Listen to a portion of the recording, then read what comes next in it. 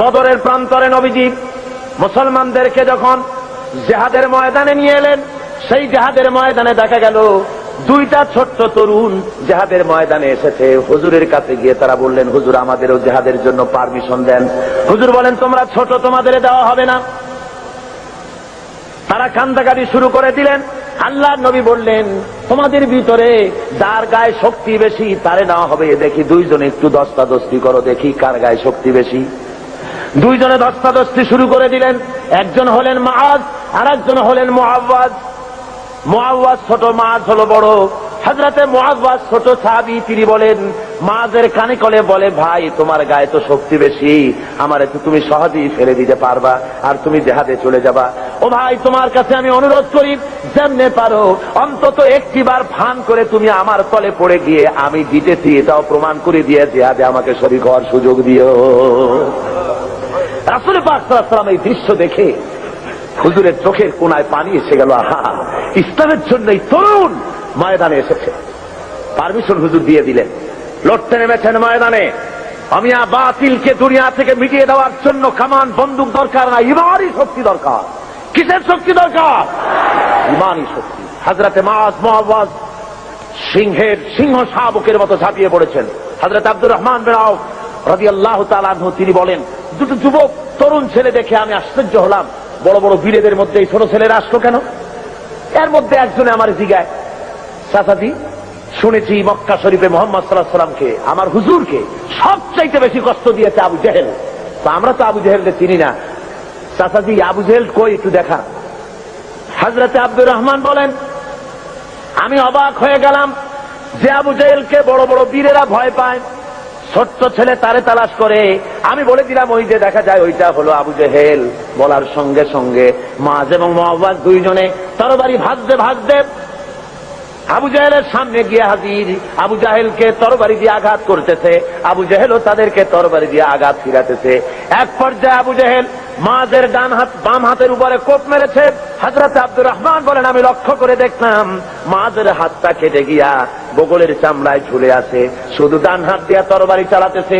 এবার দেখা গেল বাম হাতটা ঝুলন্ত কর্তৃত হাত সামনে নড়াচড়া করে ডিস্টার্ব করতেছে বলে ডান হাত দিয়ে তরবারি চালাতে পারে না বলে হযরতে মুআজ এবার নিজের কাটা হাতটা পায়ের তলে চাপ দিয়া বিরাট জোরে ঝটকা একটা টান মেরে বাম হাতটা ছিঁড়ে ফেলে দিয়া ডান হাতের তরবারি দিয়ে এমন জোরে আঘাত মারলেন, আবু জেহেল দুনিয়া থেকে জনমের মতো বিদায় হয়ে গেল। ভাইরা আমার, আল্লাহ রাব্বুল আলামিন এই জন্য কোরআনে কারীমের মধ্যে বলেছেন, ওয়া কানা হাক্কান আলাইনা নাসরুল মুমিনিন। পড়েন সবাই আমার সাথে, ওয়া কানা হাক্কান আলাইনা নাসরুল মুমিনিন। মুমিনদের জন্য সাহায্য করা আমি আল্লাহর জন্য হক, ওয়াজিব। মুমিনদের জন্য সাহায্য করা আমার জন্য ওয়াজিব হয়ে যায়। আমার বান্দাদেরকে আমি সাহায্য করে থাকি। জোরে বলেন সুবহানাল্লাহ ওয়া বিহামদিহি। ভাইরা আমার, এই কাজের জন্য রাসূল নিজে রক্ত দিয়েছেন। দেন নাই রক্ত? বলেন দেন নাই? আমরা কি করতে পারলাম? এখন পর্যন্ত একদিন জেল হলো না, জরিমানা হলো না, রক্ত দিলাম না, গালমন্দ আসলো না। ইসলামী আন্দোলন করতে গেলে গাইল আসবে, মন্দ আসবে, অপপ্রচার আসবে, গালাগালি আসবে, আপনাকে মারা হবে, জেল জরিমানা হবে, সহ্য করতে হবে। তা না হওয়া পর্যন্ত আল্লাহর দিন কায়েম হতে কখনো পারে না। রাসূলের দান্দান মোবারক শহীদ হয়ে গেল, কপাল ভেঙে গেল, মাথায় লোহার টুপি পরা ছিল, হেলমেট পরা ছিল, হেলমেট ভেঙে গিয়ে কপালের মধ্যে ঢুকে গেল। নবীজি বেহুশ হয়ে জমিনের উপরে পড়ে গেলেন। খুশে যখন এসেছেন নবীজি, তখন কপালের উপরে হাত বুলাইয়া যখন এনেছেন, তাকায় দেখেন হাত দুইটা রক্তে ভরে গেছে। হুজুর তখন বলেন, আহারে, এই জমিনের, এই এলাকার, এই জাতির কল্যাণ কেমন করে হতে পারবে যেই জাতি তার নবীর চেহারা রক্ত দিয়া লাল বানাইয়া দিল।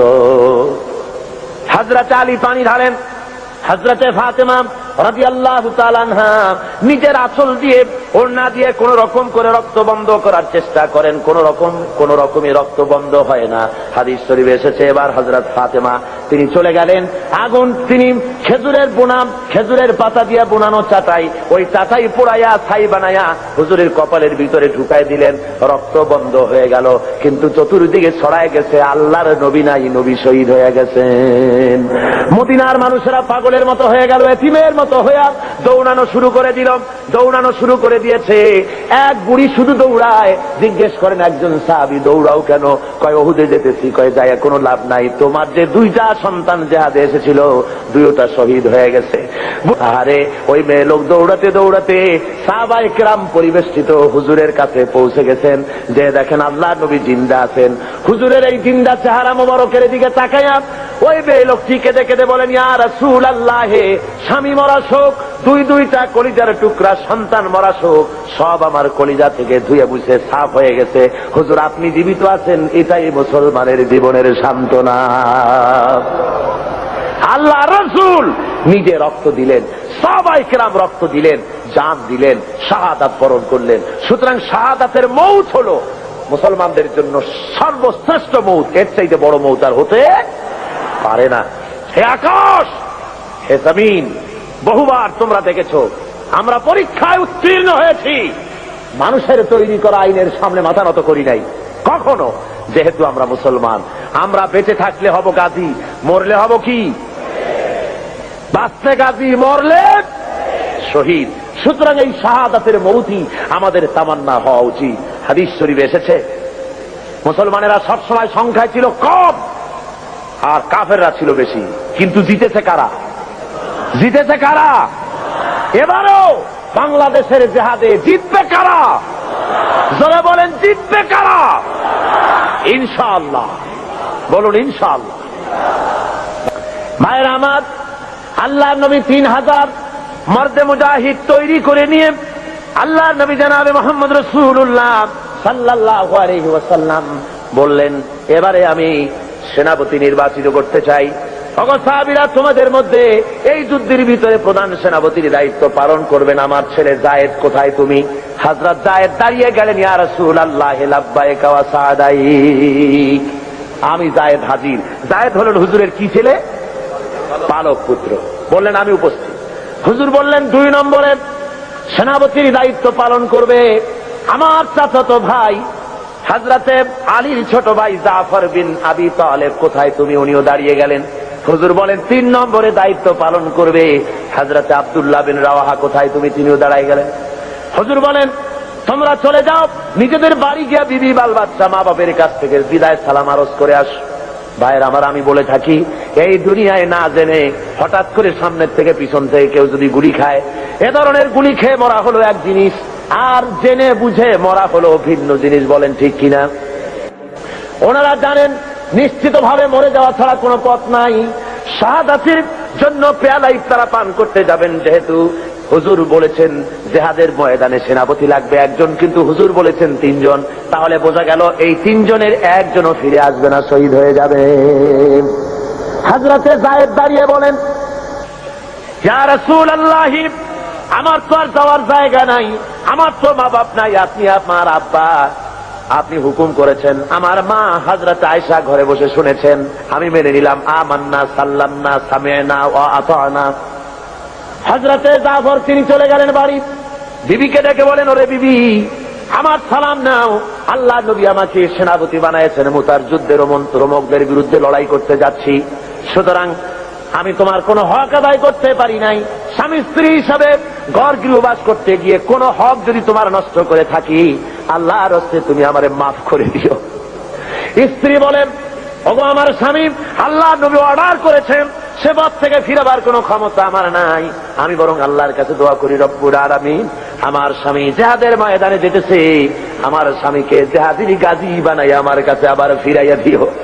হযরতে জাফর তরবারির উল্টা পিঠ দিয়া স্ত্রীর হাতের উপরে মৃদু আঘাত করলেন, বললেন, বিবি রে, উল্টা দোয়া করো না, তোমার উল্টা দোয়া আল্লাহ রব্বুল আলামিন কবুল করবেন না। যেহেতু নবীজি আমার নাম মাঝখানে বলেছেন, আমার আগেও একজন আছেন, পরেও একজন আছেন, আজকের তোমার সাথে এই মুহূর্তে জীবনের আমার শেষ দেখা, আর কোনোদিন তোমার সাথে দেখা হবে না, তোমাকে সালাম দিয়ে যেতেছি।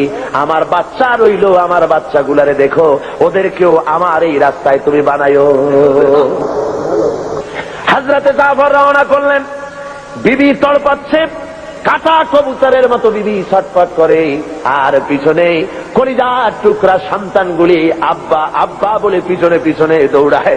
মর্দে মুজাহিদ জাফর পিছনে একবারও তাকায় দেখলেন না, কে কান্দে কে দৌড়ায়। হযরত তিনজন চলে গেলেন, 3000 সৈন্য নিয়ে চলে গেলেন তারা মুতার প্রান্তরে। 1 লক্ষ রোমান সৈন্যদের বিরুদ্ধে লড়া হলো। লড়তে লড়তে ময়দানে দেখা গেল মুসলমানেরা, হযরত যায়েদ মুসলমানদের ভিতর থেকে শাহাদাত বরণ করলেন, অনেক কাফের মারা গেল। এবার হযরতে জাফর ঝান্ডা হাতে নিয়ে সামনে অগ্রসর হতেছেন। কাফেরেরা হযরত জাফরকে ঘিরে ফেলেছে। হযরতে জাফরের বাম হাতে কোপ মেরেছে, হযরত জাফর ডান হাতে ঝান্ডা নিলেন, ডান হাতে কোপ মেরেছে। এবার দুটো হাত ঝুলে পড়লো, কাটা দুইটা হাত দিয়া ইসলামের ঝান্ডা বুকের সাথে জড়াইয়া ধরিয়া পাশের সাহাবীকে ডেকে বলে, আল্লাহর নবীর সাহাবী, নবীজিকে আমার বিদায় সালাম বলে দিও, আর নবীকে বলে দিও আল্লাহ নবীর হুকুম মোতাবেক ইসলামের পতাকা যতক্ষণ পর্যন্ত শরীরের মধ্যে রুহ ছিল, আমি পতাকা মাটিতে পড়তে দেই নাই। আমার মনে হয় আমি শহীদ হয়ে যাব, যেহেতু আমার নাকের মধ্যে এখন আমি আল্লাহ পাকের জান্নাতের সুঘ্রাণ পেতেছি। ভাইয়ের আমার, হযরতে জাফর শহীদ হয়ে গেলেন। এরপরে হযরতে জাফর শহীদ হওয়ার পর হযরতে আব্দুল্লাহ এবং হযরতে আবু উবায়দা দুইজনে এলেন এই পতাকা ধারণ করার জন্য। কয় আমরা গেলাম পতাকা আনতে, দূর থেকে দেখি পতাকা উঠতেছে, মনে মনে ভাবলাম এই পতাকা কে উড়ায়, কে ওখানে, আমাদের আগে কে গেল। যাইয়া দেখি হযরতে জাফরের হাত পাও গুলো ওরা কেটে ফেলেছে কাফেরেরা। ডান হাত কেটে একদিকে ফেলেছে, বাম হাত আর একদিকে, 2 পা কেটে 2 দিকে ফেলে দিয়েছে, দেহটা একদিকে ফেলে দিয়েছে, আর শুধু মাথা শুধু কল্লাম একদিকে পড়ে থেকে ইসলামের পতাকা কামড়াইয়া ধোয়া উঁচা করে রেখে দিয়েছেন। ভাইরা আমার, হযরতে আবু উবায়দা বলেন, আমি হযরতে জাফরের মাথা, পা, হাত এবং দেহ সব এক জায়গায় করে পায়ের তালু থেকে শুরু করে পেশানি পর্যন্ত চুমা খাইলাম, কাফনের কাপড় পরাইয়া দাফন করে দিলাম, রক্ত মাখা শরীর নিয়া। যেহেতু যারা শহীদ হয়ে যায় তাদেরকে গোসল করানো হয় না। অমিয়া শহীদ হওয়া বড় সোজা ব্যাপার না, কঠিন ব্যাপার। শাহাদাতের মউত এত বরকতপূর্ণ মউত, রক্ত মাখা জামা গায়ে দিয়া, জুতা জামা যা থাকে ওই অবস্থায় তাকে কবরের মধ্যে শোয়াই দেওয়া হয়, গোসল দেওয়ানো হয় না। যেহেতু কবি বলেছেন, বামা হাসার গার খোদা পুরসিদ বাগুয়াম দার জবাবে ও শহীদে খঞ্জরে ইশকাত গওয়াহি আকাফুন্দারাম। কিয়ামতের দিন আল্লাহ রাব্বুল আলামিন যখন জিজ্ঞেস করবেন শহীদদেরকে, বান্দারে তুই আমার জন্য দুনিয়ায় কি করেছিস?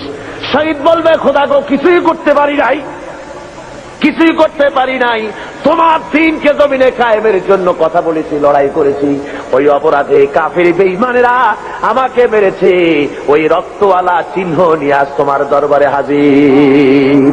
আল্লাহ রাব্বুল আলামিন বলবেন, শহীদ রে তুই জীবনের মায়া করলি না, বিবি বাল বাচ্চার মায়া করো নাই, আমার জন্য তুই জীবন দিয়া দিলি, তোরে আজ আমি কোনো হিসাব নিব না, বিনা হিসাবে আমার বেহেশতে চলে যা। মিশকাত শরীফের হাদিসে এসছে, একবার হুজুর সাল্লাল্লাহু আলাইহি ওয়াসাল্লাম এক জানাজায় হাজির হয়েছেন। হযরত ওমর রাদিয়াল্লাহু তাআলা আনহু বলছেন, হুজুর আপনি এই লোকটার জানাজা পড়বেন? এই লোকটা ইসলামের ব্যাপারে এই ক্ষতি করেছে, এই করেছে, সেই করেছে, নানান কথা উনি তুললেন। হুজুর উপস্থিত জনতাকে জিজ্ঞেস করলেন, ওই মিয়ারা এই লোকটা সম্পর্কে তোমাদের কোনো ভালো কাজে রিপোর্ট আছে, জানো কিছু? কেউ কিছু কয় না। একজনে দাঁড়ায় কয়, হুজুর আমার কাছে একটা রিপোর্ট আছে। কি? কয় যে একবার আমি দেখেছি একটা ইসলামের মুজাহিদ দল জিহাদ করে রাত্রে এক জায়গায় তাবু গেড়ে তারা বিশ্রাম আরাম করতেছিলেন, আর আমি এই লোকটাকে দেখেছি সারা রাত দাঁড়িয়ে দাঁড়িয়ে মুজাহিদদেরকে পাহারা দিয়েছে, যাতে করে এই মুজাহিদদের কারো কেউ অত্যাচার করতে না পারে, রাত্রে আক্রান্ত না হতে পারে, সেই জন্য সারা রাত এই লোকটা দাঁড়ায় দাঁড়ায় পাহারা দিতে আমি দেখেছি। হুজুর জানাজা পড়লেন, মিশকাত শরীফের হাদিস। হুজুর জানাজা নিজে পড়লেন, জানাজা পড়ে কবরের মধ্যে রেখে আল্লাহর নবী বলেন, ও কবরওয়ালা, তোমার সাথীরা তোমাকে বলে জাহান্নামী, আর আমি নবী মুহাম্মদ রাসূলুল্লাহ সাল্লাল্লাহু আলাইহি ওয়াসাল্লাম সাক্ষী দিতেছি বেশক তুমি আল্লাহর জান্নাতি। সুবহানাল্লাহ, সুবহানাল্লাহ। হুজুর বলেন, ওমর, মানুষের শুধু বাহ্যিক দিকটাই দেখতেই দেখো না, তার অন্তরের আবেগ মহব্বতের দিকটাও দেখো, জন্মটাও দেখো। জোরে বলেন সুবহানাল্লাহ। যারা নাকি ইমানদার, তারা লড়াই করে, সংগ্রাম করে, জিহাদ করে আল্লাহর রাস্তায়। ওয়াল্লাযীনা কাফারু ইউকাতিলুনা ফি সাবিলিত তাগুত। আর যারা নাকি কাফের, তারা লড়াই করে তাগুতের পথে। কার পথে লড়াই করে? তাগুতের পথে। তাগুত কাকে বলে? তাগুত বলা হয় যে শক্তি নিজে শুধু আল্লাহর আইন অমান্য করে বসে থাকে না, অন্যদেরকেও অমান্য করতে বাধ্য করে, তাকে আরবিতে কি বলা হয়? তাগুত। নদীর পানি, কর্ণফুলীর পানি যতক্ষণ পার দুই কিনারাকে রক্ষা করে প্রবাহিত হয়, ততক্ষণ বলা যায় কর্ণফুলীর নদীর পানি নদীর আইন মেনে চলছে। কিন্তু যদি এই পানি জলোচ্ছ্বাস হয়ে প্লাবিত হয়ে দুকুল চেপে কেনারা প্লাবিত করে দেয়, তখন আরবিতে এটাকে বলা হয় তগাল বাহার, অর্থাৎ দরিয়ার ভিতরে তাগুতি শক্তি এসেছে, সীমা লঙ্ঘনকারী শক্তি এসেছে। আপনারা লক্ষ্য করুন, কোরআন শরীফে আল্লাহ পাক বলছেন, হযরত মূসা আলাইহিস সালামকে আল্লাহ পাক পাঠাইছিলেন কার কাছে? আল্লাহ রাব্বুল আলামিন বলেন, ইযহাব ইলা ফিরআউনা ইন্নাহু তাগা। হে মূসা, ফেরাউনের কাছে যাও, যেহেতু ফেরাউন সার্কাস হয়েছে, সীমা লঙ্ঘন করেছে, তার কাছে চলে যাও, তার কাছে গিয়ে দিনের দাওয়াত দাও। সুতরাং এই তাগুতি শক্তির বিরুদ্ধে লড়াই করে যারা, তারাই হচ্ছে মুমিন। আর যারা কাফের, তাগুতের বিরুদ্ধে যারা লড়াই করে তারা হচ্ছে মুমিন, আর তাগুতের পক্ষে যারা লড়াই করে তারা হলো কাফের। এই পৃথিবী হচ্ছে আল্লাহ পাকের। এই পৃথিবী কার? আল্লাহ পাকের। এই পৃথিবীতে আল্লাহ ছাড়া অন্য কারো সৃষ্টি আছে? সমস্ত সৃষ্টি জগৎকে কে সৃষ্টি করেছেন? চিল্লায় বলুন। সে আল্লাহ রাব্বুল আলামিন শুধু মুসলমানদের নয়, আমি আজকে আলোচনার শুরুতেই সম্বোধন করেছি অমুসলিম ভাইদেরকেও। লক্ষ্য করেছেন? তার কারণ কি? তার কারণ হচ্ছে কোরআন শরীফ শুধু মুসলমানদের জন্য আসে না। হাদা বায়ানুন লিন-নাস হুদাল লিন-নাস, এটা আসছে গোটা পৃথিবীর সমস্ত মানব মণ্ডলীর জন্য। সেই জন্য আল্লাহ পাক তিনি ঘোষণা করছেন, ইয়া আইয়ুহান নাস উবুদু রাব্বাকুমুল্লাযী খালাকাকুম ওয়াল্লাযীনা মিন ক্বাবলিকুম লাআল্লাকুম তাত্তাকুন। হে মানব সকল, হে বিশ্বের মানব সকল, উবুদু রাব্বাকুম আয় আতিউ রাব্বাকুম, দাসত্ব করো, গোলামি করো কেবলমাত্র তোমার সেই রবের, যিনি তোমাদেরকে সৃষ্টি করেছেন এবং তোমাদের পূর্ব পুরুষদেরও যিনি সৃষ্টি করেছেন, তার আনুগত্য করো, তার গোলামি করো। আল্লাহ রাব্বুল আলামিন শান্তির ফর্মুলা দিচ্ছেন। দুনিয়ায় কাফের বেঈমানেরা হাজারো জাতিসংঘ যদি বানায়, শান্তি দিতে পারবে না। শান্তির জন্য আল্লাহ রাব্বুল আলামিন ফর্মুলা বলছেন, পদ্ধতি বলে দিচ্ছেন। তাআলাউ ইলা কালিমাতিন সাওয়াইন বাইনানা ওয়া বাইনাকুম আল্লা না'বুদা ইল্লাল্লাহ ওয়া লা নুশরিকা বিহি শাইআ। আল্লাহ পাক বলছেন, হে নবী আপনি বলেন, কুল তাআলাউ ইলা কালিমাতিন সাওয়াইন বাইনানা ওয়া বাইনাকুম।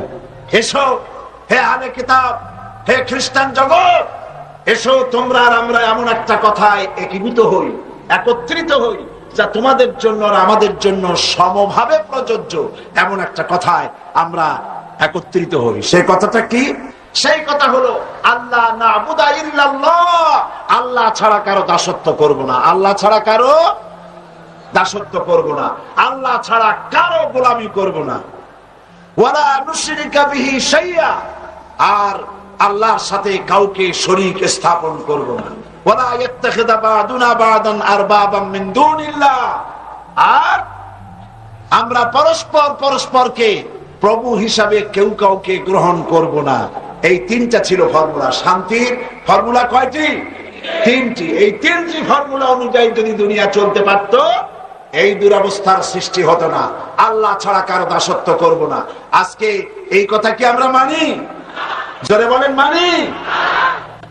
আল্লাহ রাব্বুল আলামিন বলেছেন, ওয়াকাতিলুহুম হাত্তা লা তাকুনা ফিতনাতুন ওয়া ইয়াকুনাদ-দীনু কুল্লুহু লিল্লাহ। লড়াই করো, সংগ্রাম করো ততক্ষণ পর্যন্ত, সেই পর্যন্ত লড়াই করো যতক্ষণ পর্যন্ত তোমাদের ফিতনা ফাসাদের শেষ শিকড়টুকু উঠে না যায়, ততক্ষণ পর্যন্ত লড়াই করতে থাকো। আল্লাহর দ্বীন কায়েম না হওয়া পর্যন্ত লড়াই করো, সংগ্রাম করো। যদি সাহাবায়ে কিরাম, আসহাবে সুফফা, আব্দুল জাকিব, আব্দুল্লাহ কিব কোরআন শরীফ শিখাইছেন, কোরআন শরীফ শিখাচ্ছেন, আর আব্দুল্লাহ জোরে জোরে কোরআন তেলাওয়াত করেন। তার চিৎকারে, জোরে জোরে তেলাওয়াতের কারণে সাহাবীরা ঘুমাইতে পারেন না, নামাজে ডিস্টার্ব হয়। রাসূলুল্লাহ আসছেন পরে, তারা বললেন, ইয়া রাসূলুল্লাহ, আব্দুল্লাহকে নিষেধ করুন, তার চিল্লানিতে আমরা নামাজ পড়তে পারি না, ঘুমাইতে পারি না, চিল্লাইয়া কোরআন শরীফ তেলাওয়াত করেন। নবীজি বললেন, সাহাবীরা, আব্দুল্লাহকে চিল্লাইতে দাও, বাধা দিও না, কারণ তার ইসলাম কবুল করা বড় চড়া দাম দিয়ে ইসলাম কবুল করেছে, লুঙ্গিটাও আনতে পারে নাই। ইত্যানুসারে তাবুকের যুদ্ধের দামামা বেজেছে, রোমানদের সঙ্গে লড়াই হবে। নবীজি তাবুকের যুদ্ধের জন্য, জিহাদের জন্য চাঁদা চাইলেন, যার কাছে যা আছে আল্লাহর দ্বীন প্রতিষ্ঠার জন্য চাঁদা দাও। এই চাঁদা দেওয়া মাদ্রাসায়, মসজিদে, ইসলামে, জিহাদে চাঁদা দেওয়া নতুন ব্যাপার নয়। আল্লাহর নবী নিজে ইসলামের জন্য টাকা চেয়েছেন, পয়সা চেয়েছেন। নবীজি যখন নিজে টাকা চেলেন, মেয়ে লোকেরা গলার হার খুলে দিলেন, কানের দুল, নাকের ফুল সব খুলে রাসূলের কদমের উপরে ছেড়ে দিতে লাগলেন। টাকা পয়সা সোনা দানার স্তূপ হয়ে গেল। হুজুর এদিক ওদিক তাকায় বলেন, সাহাবীরা সবাইকে তো দেখে আমার আবু বকর কোথায়? হযরতে আবু বকর একটা খুঁটির আড়ালে দাঁড়ানো ছিলেন। তাকে যখন হুজুর ডাকলেন, সিদ্দিক আকবর রাদিয়াল্লাহু তাআলা আনহু তিনি খামের আড়াল থেকে বেরিয়ে আসলেন, হাতে ছোট্ট একটা থলি। সেই থলিটা হুজুরের হাতে তুলে দিলেন। নবীজি থলির মুখ খুলে ঢাললেন, কয়েক কেজি গম পড়লো আর কয়েকটা দিরহাম। হুজুর হযরত আবু বকরের দিকে তাকায় দেখেন, হযরত আবু বকরের চোখের পানি দাড়ি ভিজে ভিজে পড়ছে। নবীজি জিজ্ঞেস করলেন, আবু বকর, আল্লাহর নবী হযরত আবু বকরের এই দৃশ্য দেখে উপস্থিত সাহাবীদেরকে বললেন, ও সাহাবীরা, তোমরা আজকে সবাই মিলে তাবুকের জিহাদের যে চাঁদা দিয়েছো, যে সাহায্য করেছো, তোমাদের সকলের দানের তুলনায় আল্লাহ পাকের কাছে আবু বকরের দানের মর্যাদা বেশি হয়ে গেছে। ময়দানে হযরত সাদ বলছেন, ৬০,০০০ অশ্বারোহী, উষ্ট্রারোহী সেনাবাহিনী আমার সাথে, সকলে উচ্চারণ করো, নাস্তাঈনু বিল্লাহ ওয়া নাতাওয়াক্কালু আলাইহি, হাসবুনাল্লাহ নি'মাল ওয়াকিল, নি'মাল মাওলা ওয়া নি'মান নাসির। এটা উচ্চারণ করো, ঝাঁপায় পড়ো বিসমিল্লাহ বলে দরিয়ার বুকে, দরিয়ার বুকে রাতের অন্ধকারে হযরতে সাদ বিন আবি ওয়াক্কাস ৬০,০০০ সৈন্য নিয়ে দরিয়া পার হয়ে ওপারে চলে গেলেন। একটা ঘোড়াও হারায় নাই, একটা মানুষও হারায় নাই। বিশ্বকবি আল্লামা ইকবাল, আল্লাহ জান্নাতুল ফেরদাউস নসিব করুন, দেখলাম তার এক কিতাবের মধ্যে তিনি লিখেছেন, खीरा न कर सका मगरिब की दवा दानिश, खीरा न कर सका मगरिब की दवा दानिश, सुरमा था आका मेरा खाके मदीना। पाश्चाত্যের চাকচিক্য আমার চক্ষুকে প্রতারিত করতে পারে নাই, কারণ মদিনার ধুলা বালি গুলো আমার চোখে সুরমা হয়ে লাগানো ছিল।